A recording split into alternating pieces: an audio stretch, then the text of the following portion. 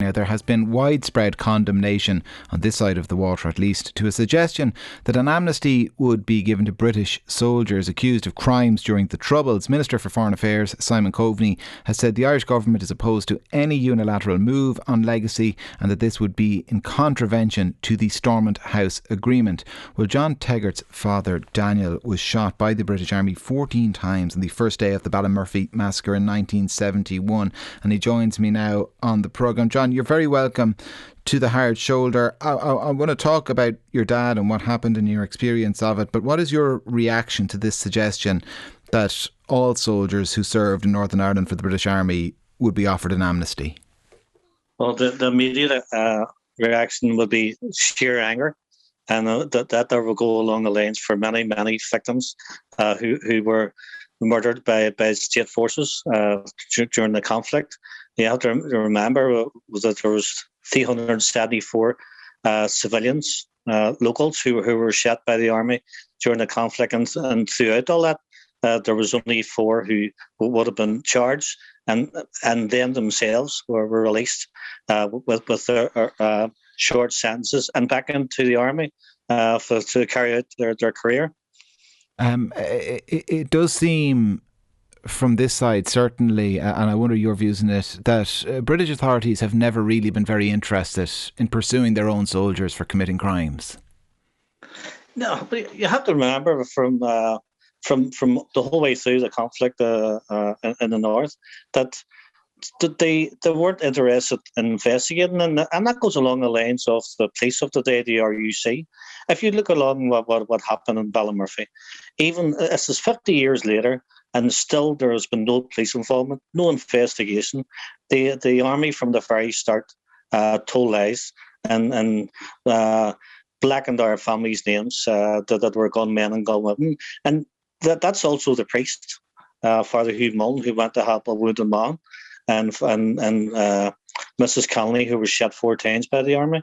And it's the same soldiers who were on the day, the 11th of August, who went on the Bloody Sunday and murdered 14 more civilians. So if from the very start, when it started in Ballymurphy, and these soldiers were given an amnesty, even then, that they could have shot locals, citizens, with impunity.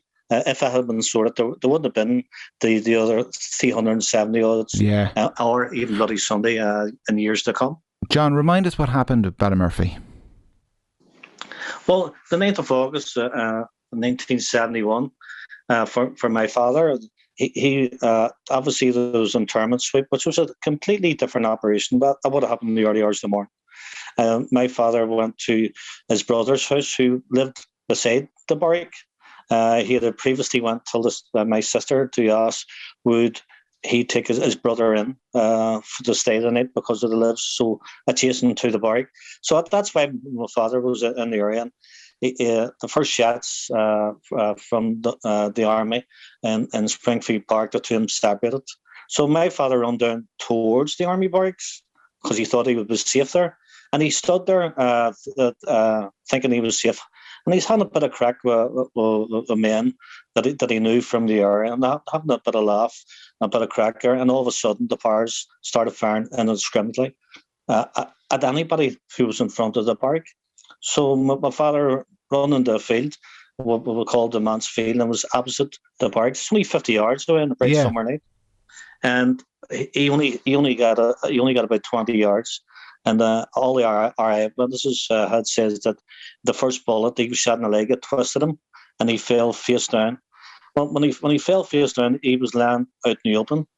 So they were actually taking just pot shots at him from the distance of about 50 yards across the road.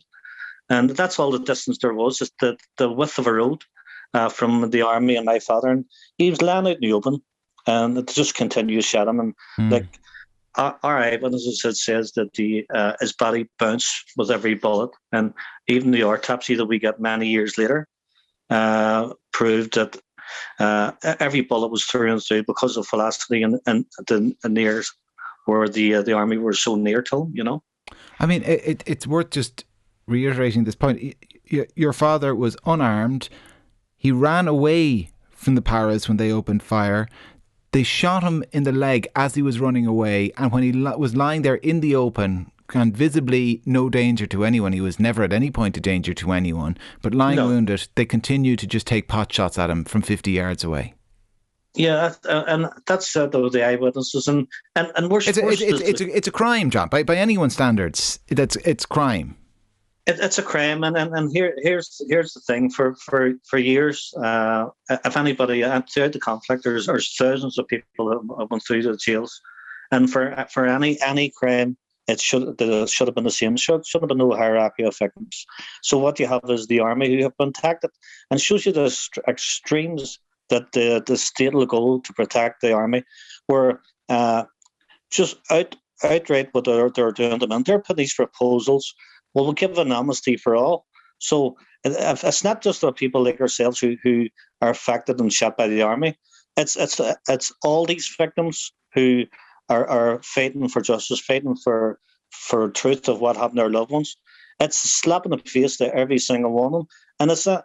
And I know for the Irish government and all politicians in the north are totally against this. All the victims from both sides of the community who deserve exactly what every single victim should be, get truth and justice for their loved one. Every single one of them has been overlooked just to save the soldiers, and that's what it is. And from the first day, the first bullet was fired in Ballymurphy, the lies have been told from them. And if you look at the lies that today's British government, they're lying to us. They're lying to the Irish government. They're lying to even the veterans, because what they're putting forward can be challenged ferociously by families like ourselves. We will challenge that in the courts, and they have tried it before.